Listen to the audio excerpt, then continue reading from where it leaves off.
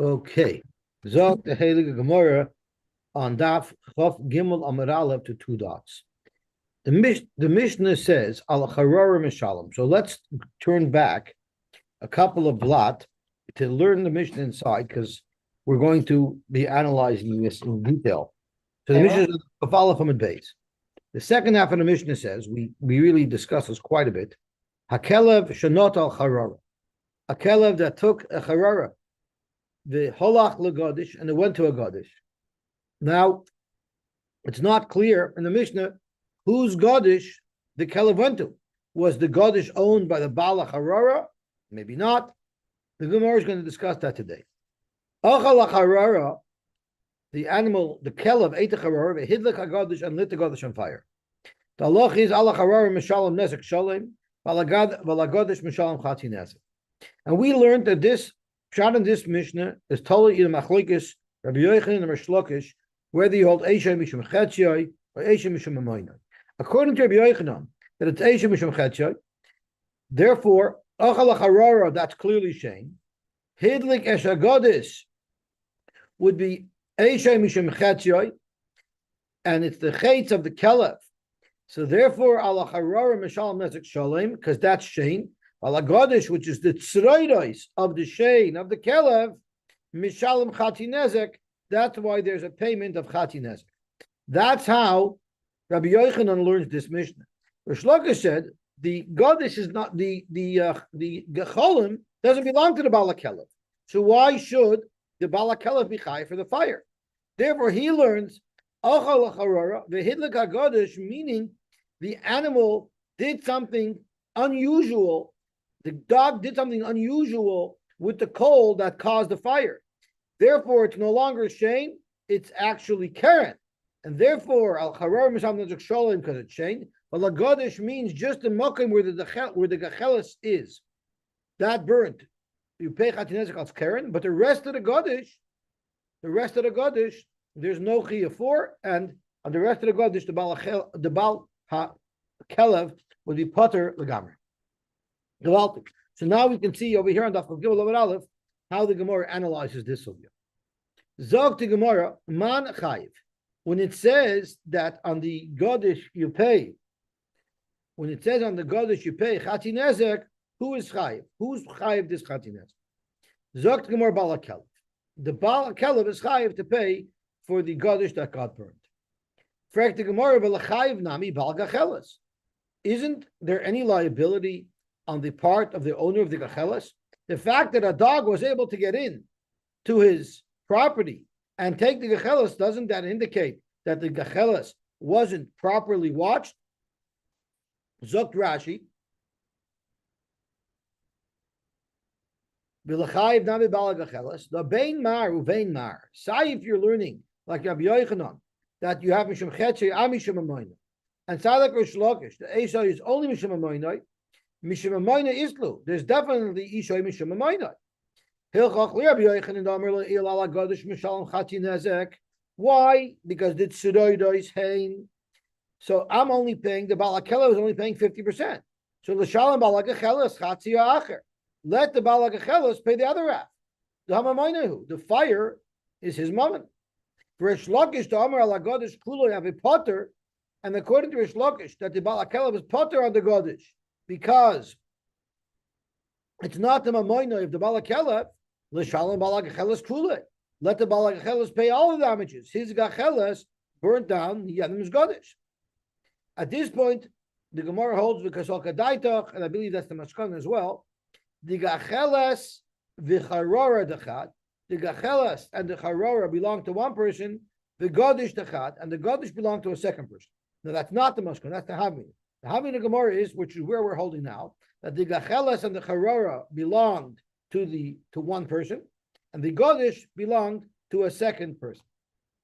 So the Gemara asked that the Bala Gacheles should be Chayiv. Now, Toyshus has a very, very interesting point over here. The Chayiv Bala Gacheles.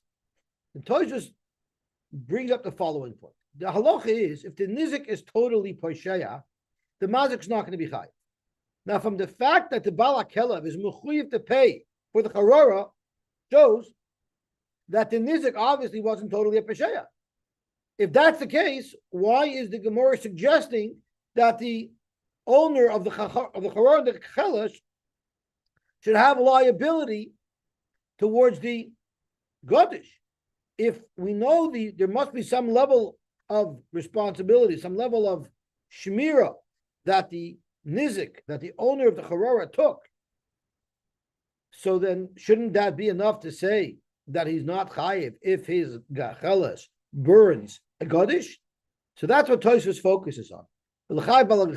I should speak out that Moti made this ha'ara today. Moti was the one who made this chilik of Tosfos' kasha. Really, it's lav dafka that we're asking v'lachai balagachelas. You know why? Because the Hamasukma, the Gemara in a couple of lines is going to tell us the achla begodish the balacharora.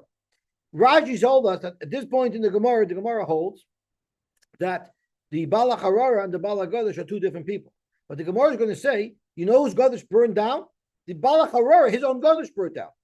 So what do you mean you should pay for it? It just means that the kloimer sheyifter balakelev mechelkoi shel balagach.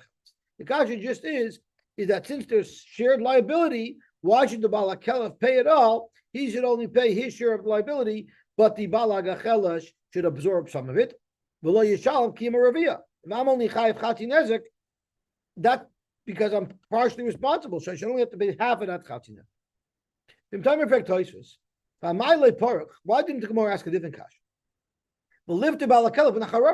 Why are we discussing the fact that the owner of the gechelas didn't watch it properly, therefore should be liable for damages to the godish? The fact that he didn't protect his charara properly should say that the dog, the balakalav, shouldn't even pay for the charara.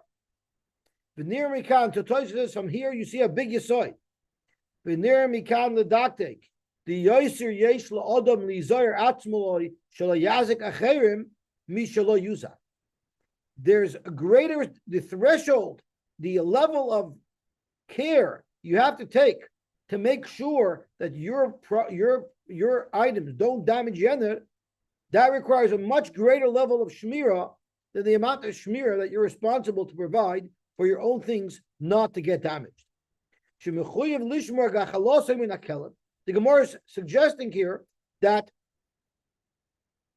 he was mechuyev to be careful that the gachela shouldn't damage other people because the kelev will take it and burn something with it. The dog had no right to enter in to the rishus of the Baal HaGacheles. So kum techois, even though you have to pay me because you had no right to come into my chotzer and therefore you pay for my gacheles. So you might say, hey, you had no right to come in, so now anything you do with the gacheles is not my problem. No. You see that there's a greater level of shmira. You have to be careful that your gacheles shouldn't be taken by a dog and ignite someone's god.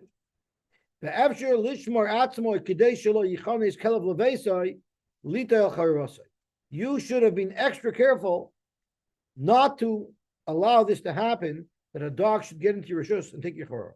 Even though the dog still has to pay you, because the dog has no right to be in your rishus, you're still exposed with some level of liability because you weren't careful enough to prevent this from happening. You can't go for insurance of the car, no liability. That's right. Exactly. You can buy liability but not comprehensive. Because you have to now you're mechiv for sure. Liability is the mechiv to that's right. And for the Gemara, it's speaking word. No, he had a good shmir. It was sealed, locked, protected. For the Gemara, I'll bring you a ride that it wasn't good, locked, and protected. My boy Kelefosim. How did the dog get in? Dr. Gemara, it's speaking where the dog dug under the gate. It dug under the gate. That's not so typical. Zokt Rashi, what does B'shachotar mean? Rashi says B'shachotar means, there's no Rashi directly on it. We're going to see in a minute what that means. B'shachotar, he dug under. Omer Rav Mori Baredi Rav Kahana Zoy Soy Meres. You see from here that Stam Dalsois Chasura Yisein Echel Kelev. You see from here, Vibalt, there is only liability on the Kelev and not on the owner.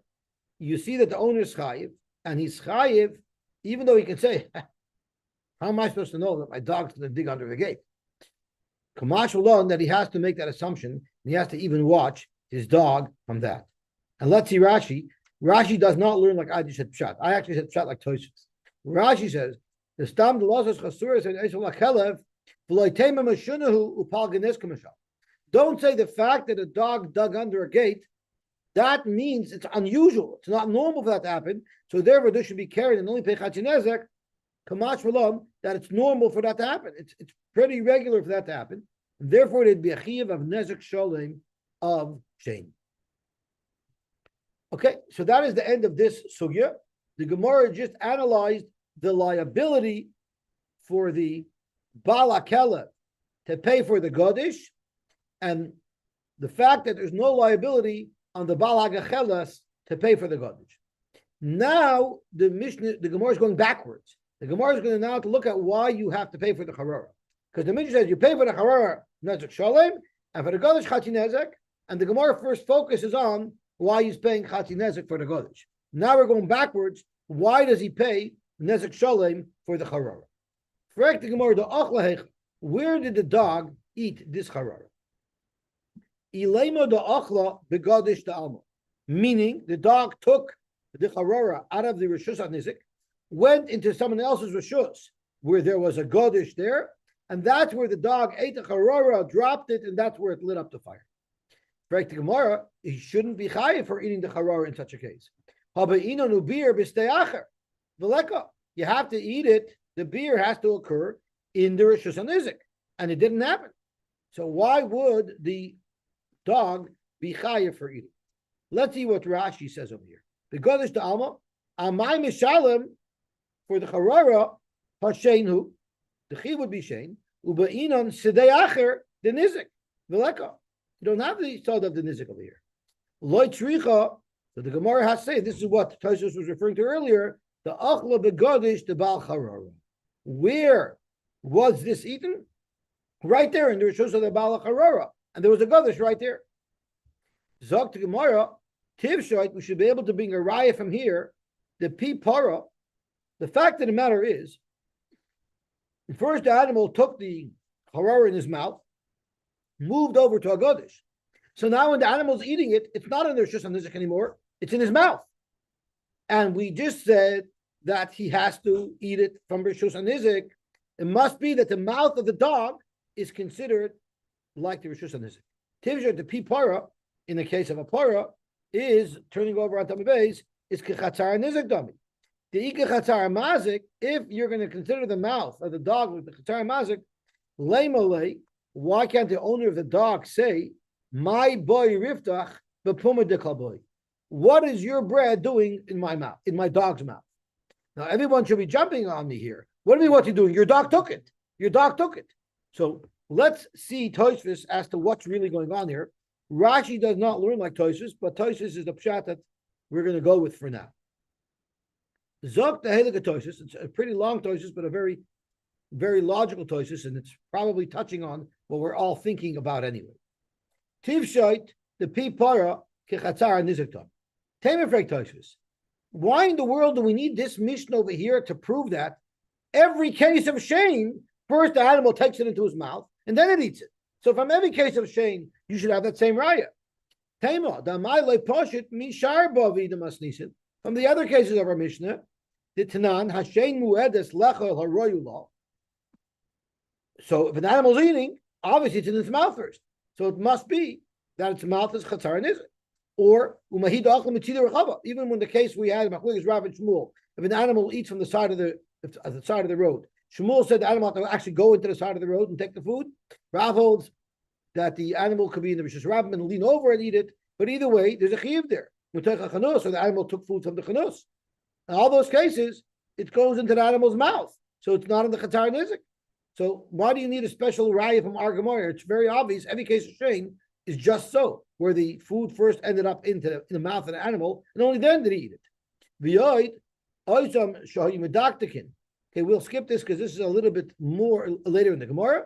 Now let's go to the next Kashav Tosfos.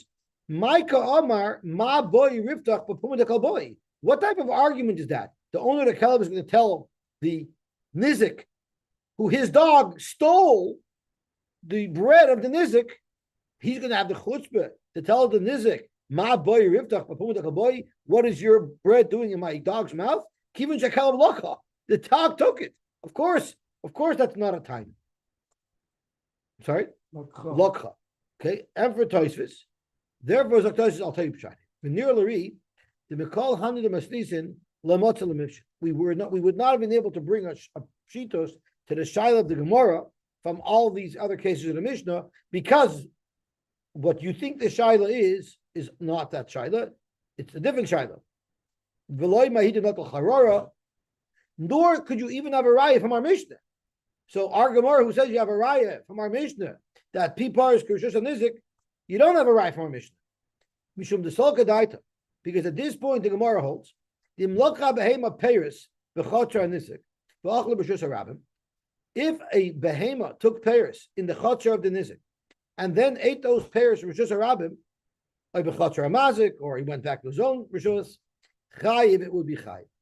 Why do they think it would be chai? If I was not a unubir b'steyacher, the eating occurred out of the rishus hanisik.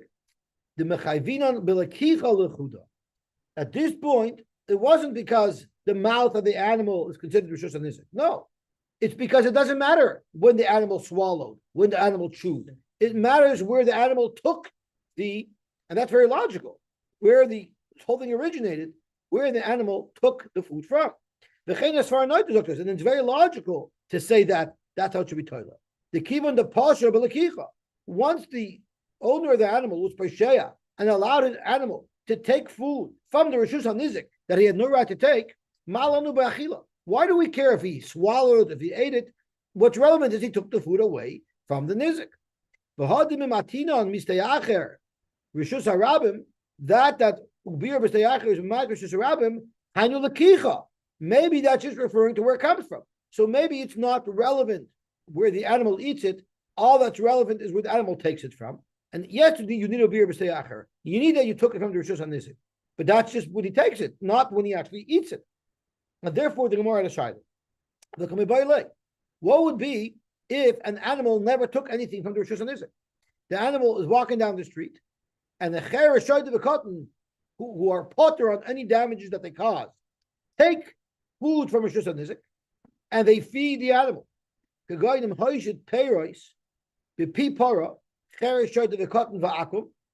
These four groups of people, they will not have a chiyuv to pay the owner.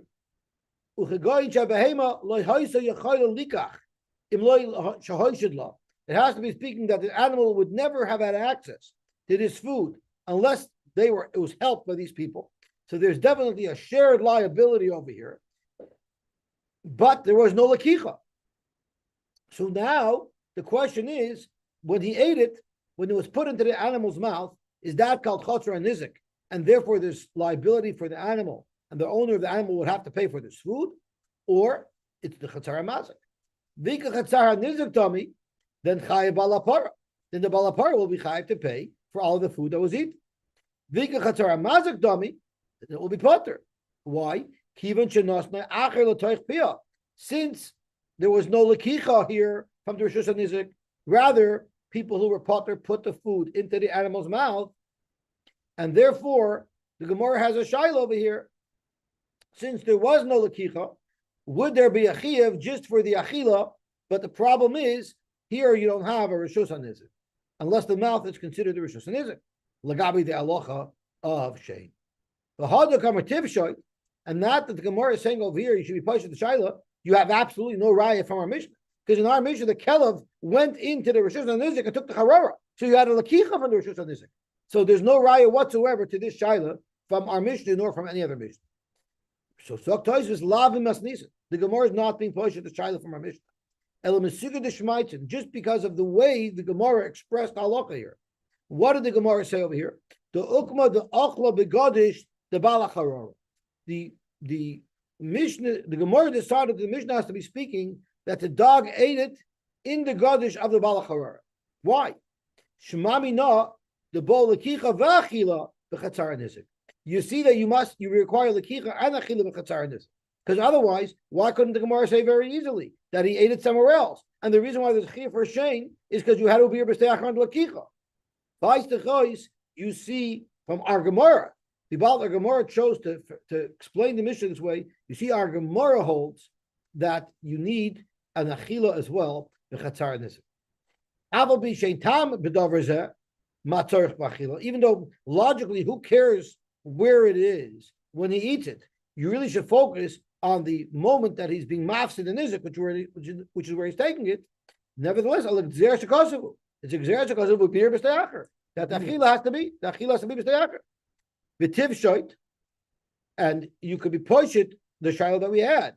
Yishanas and achar l'soich piyah dechayev. Since you see there's a tremendous focus on the shas achila over here, if there was no lakicha, where the animal was fed by a cher shoit of a cotton, but the shas achila was b'shus hanizik, that should also be chayev.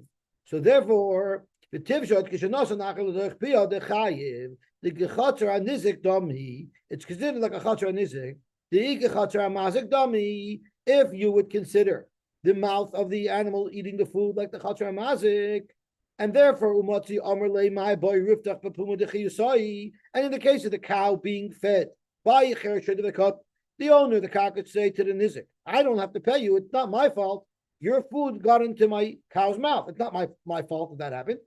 It's not your fault either. You're right. So go after the chereshet of the cut, and you're out of luck. But there's no liability on my part because I didn't do anything." Hachanami matzi amar le my boy riftach b'puma dechiyusai. So too, let the owner of the dog to say, what's your bread doing in my mouth? I lemaisa, that's not a time my dog took it. So the truth is v'zeh loshen lav dafka. To make such a comment, what's your bread doing in my dog's mouth? That's not logical. The dog took it. El climber, the Gemara just means to say the kiv and the xeris hakosa. The boy achil b'chtar nizik, since it's xeris hakosa. That not only is the lakicha, but the achila has to be b'chatzar nizik. Maybe there should be a time that they should be potter. V'pi park chatzar mazik, if we consider the pi park chatzar mazik, and therefore, when acher shoyde fed my cow, I'll be potter. Zok Gemara, it's logical to argue afilu ki achla v'gadish the balacharara, even though he ate the charara by the gadish of the balacharara, have achila b'chatzar mazik. It should be achila b'chatzar mazik because now it's in his mouth and he took it away from the original location where he got it from. So therefore, the Gemara held you should have a raya from here that the mouth of the animal is also considered the chatzar nizik, and therefore, in the case of the parah as well, where the parah was fed by a cheresh shoyt of the cotton, the owner of the parah should be chayav. The agav the shaykh loshen zeh b'nosan acher l'taychpiyah. Since the lashon of what is your bread doing in my mouth, since that is an appropriate comment, when a third party put the food into the mouth of the cow, it uses that same expression over here, even though it's not totally appropriate. So that's how Tosfos learns. So let's go back to the Gemara. So it must be kechatzer anizik. The kechatzer amazik leimalei ma boy riftach bepuma dekal boy. Now, why are we saying you have a right to the shaila? Because in fact, this shaila was a legitimate shaila that was actually pondered. The boilu, there was actually a shaila that was asked. Pipara kechatzara nizak dami, or kechatzara mazik dami. The amrit kechatzara mazik dami. Frank the Gemara says it's not logical to even have such a shaila. Because if you're going to say that the mouth of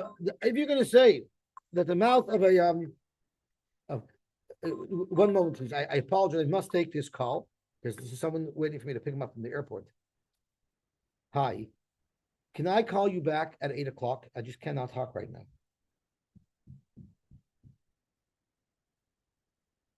You heard me now. Okay. Right there. Zok to Gemara. How can you suggest that the mouth of an animal is kechatzar mazik? If that's the case, shen the chayvrach one hechem iskachas law. Every shen the animal's eating. So how are you ever going to be chayv shen? Rav Mori said, no, you could still find a way of shane. You won't have shane the av, you have a total of shane, which is a little bit shverlich to say that the only hekatim of shane midaraisa would be a total of shane, but you would have it. Rav Mori word of kahana, the shane could have been the animal scraped its back against the wall because it was itchy and it damaged the wall. So that would be an example of shane, although Rashi says it would be a total of shane. V'ton for Paris also, or if it rolled over on Paris because it wanted to scratch itself, and of course those pears got squashed in room. So those are cases where it never entered the mouth of the animal. So therefore, even if the mouth is considered chatzar mazik, it's still possible to have shein in another way. How could you say scratching an animal's back or damaging pears would be shein? Remember when we had the psukim to illustrate that ubir b'steyacha is referring to shein, the makar was from the positive of kasher yervar hagol tumay, meaning total consumption. Damaging a wall still there, it's damaged, or squashing pears, the pears are there. So that's not atumay, that's not total consumption. Veleka. Zok Gemara, Ravina says, no, you can have it very easily. Easy to shove Tommy. Maybe the damage to the wall was there was a beautiful mural on the wall, and by the animal scratching on it, it totally obliterated the mural. So that's total consumption. Rav Asher, the pasuk psui, it rolled over on pears, the pears got pressed into the ground, and it's impossible to get them out. So that's again total consumption. So again, we don't have a chloraraya to the shaila other than our Gemara. There's still a legitimate shaila in the mouth of the animal. Is that called chatzara nizik or chatzara mas? How would you have shein? You'd have shein through these other toilets. Tashma, shisa boy is a kelim. What if someone sicks a dog on somebody? Go get him. Or a shisa boy is a nacha. It sicks a nachash on somebody. Now the definition of shisa doesn't mean just telling him to go, and we'll see soon. The halach is potter. Who is potter? Man potter. What does the brisa mean? Potter. Who is potter? The potter mishasa. V'chayiv balakelef. The person who sicked the snake and who sicked the dog, he will be potter. But the balakelef and the balanachush will be chayiv because his animal ate. Now, Tosfos explains that the case over here is not that it's not stam that he said go get him. If he just said go get him, it's the animal who put his mouth around the person. So you can't say what in the world is your hand doing in my dog's mouth? My dog grabbed your hand. So therefore, Tosfos explains that the Gemara here is learning Shisa Boy Shekelef means I actually took the dog and I put his mouth over his head, and then the dog bit. But I actually put the dog over his head. As Tosfos says, I'm just going to look at the first line in Tosfos, the first skinny line in Tosfos. The shisu mikri, not sending him. You're literally putting his hand in. So there's a taina here from the owner of the dog and the owner of the nachash. What is your hand doing in my dog's mouth, in my snake's mouth? So the Gemara says, "Mishasa potter v'chayev bal kelev." If you hold the mouth of the animals, what is your hand doing in the mouth of my dog? And we're not talking about death here, we're talking about injury, we're talking about nezek. So Zoktimor, you're right. Maybe Ema Potter af Mishasa. Maybe everybody's Potter. Mishasa's Potter, Rashi says, because he's only a grumma. And the dog is Potter, the Bala dog is Potter, and the Bala snake is Potter, because he could say Ma boy yodach boy. So Avati, you don't have a right from there. The boy is saying the Avke Lenive Visarte. Maybe what happened is the way the animal bit wasn't shot that the Mishasa put the mouth of the animal around the hand. No, he put the mouth near, and then the animal stuck out his front jaw and punctured the person's hand. So therefore, it's possible that the nezek was done in such a way where the hand was never in the mouth of the dog or the snake, and the snake bit it anyway, and therefore there's a chiyuv on the owner of the dog to pay the damage, or the other snake to do the damage, because the bite happened without it being in his mouth. That's what it means? Sarti, scratch, yeah. Okay. Nive are his jaw, or his fangs, his longer. Yeah. Okay, Tashma. So Tosfos says if Mishasa means putting the mouth of the snake over your hand, Hishach's got to be more than that. So what Tosfos says is, let's go back to Tosfos, the Hishach, that's like on the third skinny line. What does the Hishach mean? Handed the Tochav, the Tochak, Shine Akelev, the Nachash Bebasach Haveir. This literally means you took the snake's fangs and you pushed it into his skin. or you took the dog's fangs and you pushed it into a skin. So the dog didn't do anything, right? So Tashma, so we're not talking about a dog here. We're talking about venom that's going to kill a person. Rabbi Yehuda Machayev, Rabbi Yehuda Chayev, Acham Poitri. The Omer of Akabar Actually, Yaakov when the snake, secretes the venom. no, a lot of times he picks up his teeth and then he shoots. So let's discuss the venom here. Let's discuss the venom. So the Omer, the venom are in the teeth. The teeth are like the needles. The teeth are needles. They're hollow teeth. It's only to make that the venom should be able to go in, but it's not. Squeeze it. But No, the teeth themselves have a hole in them with a path for that. The teeth themselves actually are like a needle. Yeah, I'll show you on YouTube. If you want to analyze this machlokes, it's a fascinating machlokes. An animal, the snake, does not control the secretion of his venom. If his teeth penetrate skin, it's instinct. The venom comes out. The snake can't withhold it. It's automatic. So therefore, machish b'sayif, it's literally the guy who pushed the fangs of the snake into the guy's hands. He's mechuyev mises, mechuyev herek, because he's mamish eretzeach. He did it. The snake did nothing. The person was mamish eretzeach, and therefore, when nachash potter, normally if an animal kills a person, the animal gets killed. But here the nachash did nothing at all. And the divrei chachamim aras nachash me'atzmai meki. It requires the animal to actually secrete, and the animal could have withheld. The snake had a choice: either secrete the venom or to withhold the venom. So therefore, even though this mechish pushed the fangs into a skin, that didn't necessarily kill him. It was the nachash that shot out the venom that did it. Now, of course, you cannot have a machlokes and metzias. So my Rebbe would always tell me, when somebody asked me which Rebbe, I forgot which one. But my Rebbe in high school told me that a machlokes and metzias doesn't mean a machlokes and metzias. It means there's a certain amount of occurrences where the snake cannot control the venom, and there's a certain amount of occurrences where a snake could control the venom, whatever the ratio is. Let's say everybody agrees the ratio is 80% that can't control, 20% that could control. According to Rabbi Yehuda, that's enough to say it can't control. And according to the Chachamim, that's not enough to say it can't control. Therefore, it will have that impact as to whether or not the machkish is the murderer or is the nachash the murderer. Correct the Gemara. If you hold the amrit pipar kechatzar mazik dami, if you hold pipar kechatzar mazik, mimanishich the snake should be potter. Mimanishich the snake shouldn't get killed, even if the snake released its venom. Lei malei ma ba yodach b'puma dechavoi. How could you kill my snake? You know what your snake costs? If you want to buy a black mamba, it's the most poisonous snake in the world. I'm sure it costs thousands of dollars to buy an exotic snake. It's even illegal in Canada to own. But can you imagine if you wanted to buy such a thing, and now you're going to go kill my snake because some nudnik, some Russia, some Ritzeach stole my snake and used it to kill somebody else? Sorry? Why would he need a snake as a vice? But I will tell you that I had a guest in my house. Somebody once asked me to put up a middle-aged couple.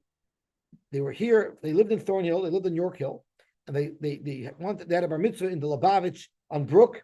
So I was asked to put them up for Shabbos. So we were meeting very interesting people. So for a living, what they did was they babysit dogs.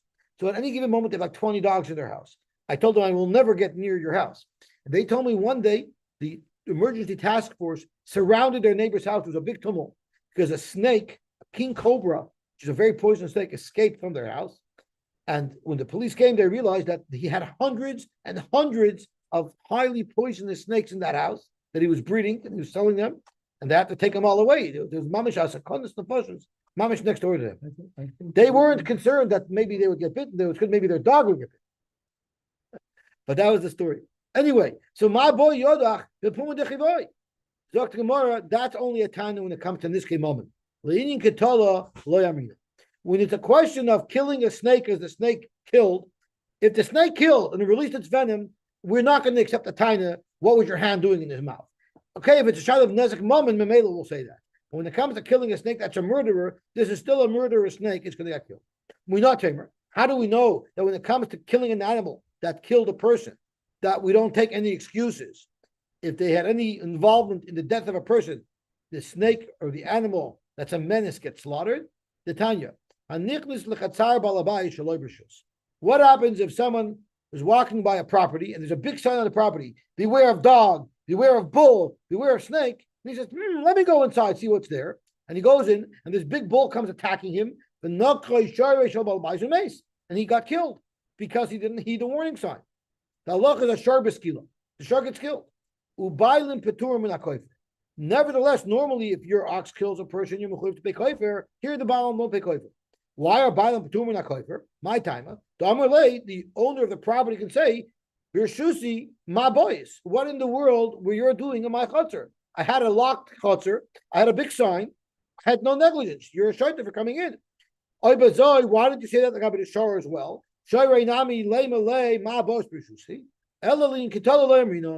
If the animal would damaged an animal, killed an animal, there, and I can say that. Comes to killing people, life is sacred. The animal kills a person, the animal must be eliminated. Okay, so at the end of the day, we have this shaila, and we have a raya that our Gemara holds at least that the mouth of an animal is considered rishus hanizik, and therefore you would be chayiv if you owned an ox and some cheresh put food into the ox's mouth, food that wasn't theirs, you would be mechuyev to pay for that food. Hani easy to pay tarbu. There was a family that was the Tarbu family, and they owned goats, and these goats would come and damage the vegetation that was growing in Rabbi Yosef's property. They have a mafsed delay to Rabbi Yosef. Amalei Abayi told Abayi, Zil Emalahu, go told them, Lamarayu, to the owners of these animals, he should take care of his animals. What that means to hide them, but he should restrain them. They shouldn't damage my property. So let me ask you a question.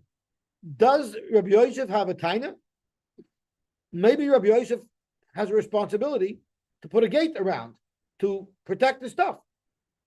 So let's see. Amar Lei, Abaye told Rabbi Yosef, Amai Ezel, why should I go? The Azilna, if I go, you know what they're going to tell me? I'm going to lig der mar, gidir bayre. What do you want from us? He's a wide open property. Of course my animal's going to wander in. Put a gate around your property. Is that a good teretz? So Frek Chaim, is that a good teretz? Zaktosh is absolutely not. Abaye was just making up an excuse because he didn't want to go cheppers with the neighbor. So I'm happy you asked that question because now that leads us into Toshus. Yachli l'meimer ligder begdir ba'arei. Zaktosh is hayanishmir Abaye. Abaye was just trying to make up an excuse. He didn't want to go there. That now we learned avade. I don't have to put a gate. We just had it. Mishalemes. No one said I had to build a gate around the side of the Rosh Rabbim. And we didn't have to, the Kaleb should be potter. Why? Because I'm not mechuyev to, if you damage me, even if I don't have a gate, you have to pay. Where Bava was puzzled Rabbi Yosef. In fact, that I don't have to make a gate. You have to restrain your animals.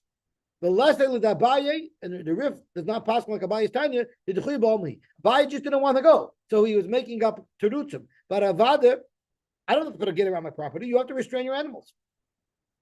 Frank the Gemara, but what do you mean? V'godar, if I put a gate around my property where it would be impossible for a normal animal to get in, Shen, the Chai Rechman, Mishkachasla. But is the whole parsha of Shen like Ben Torah Moira? It's a parsha that'll never happen. If I put a gate around, then it'll never happen. And with the Gemara, it would still mean a geya if there was a whole dog underneath the gate where an animal was able to get through. There, I did my job. I put a fence around. It's not 100% foolproof. An animal can squeeze underneath it.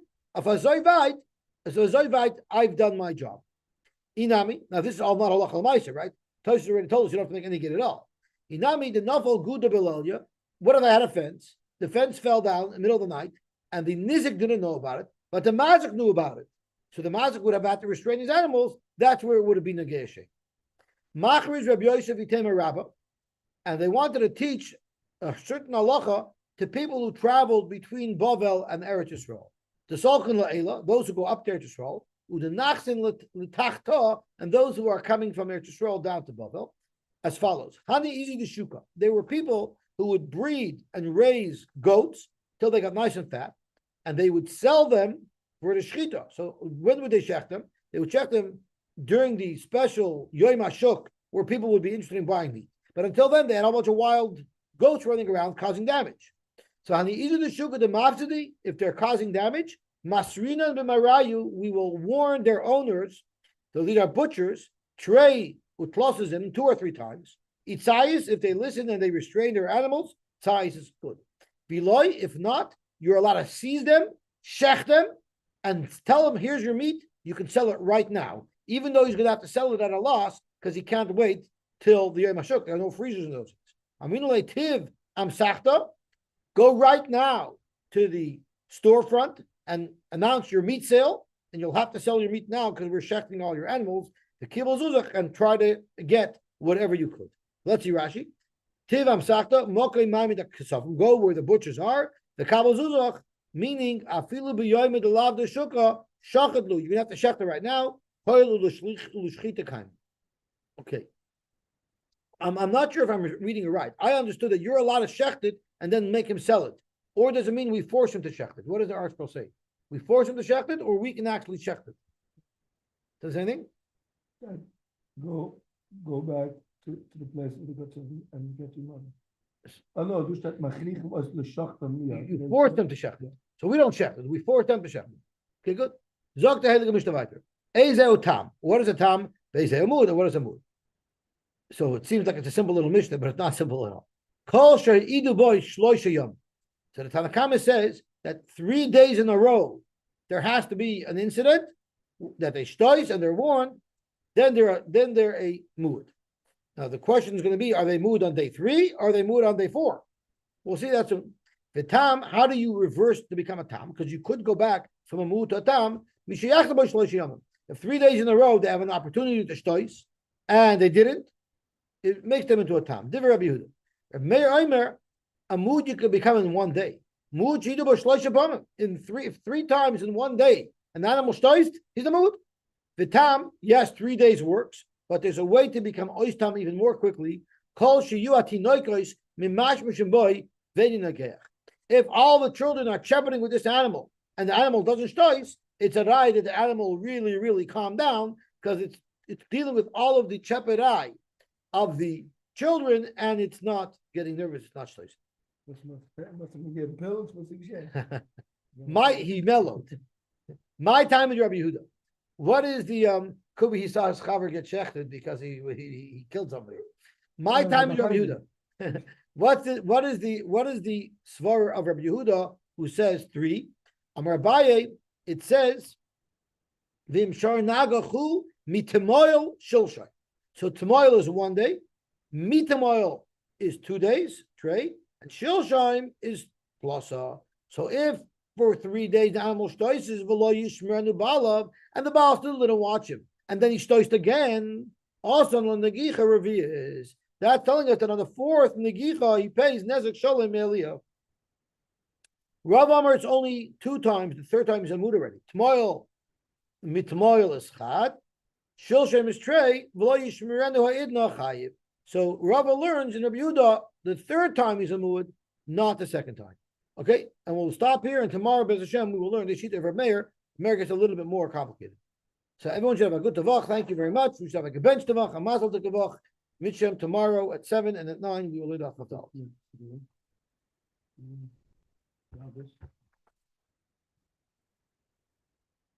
Mm-hmm.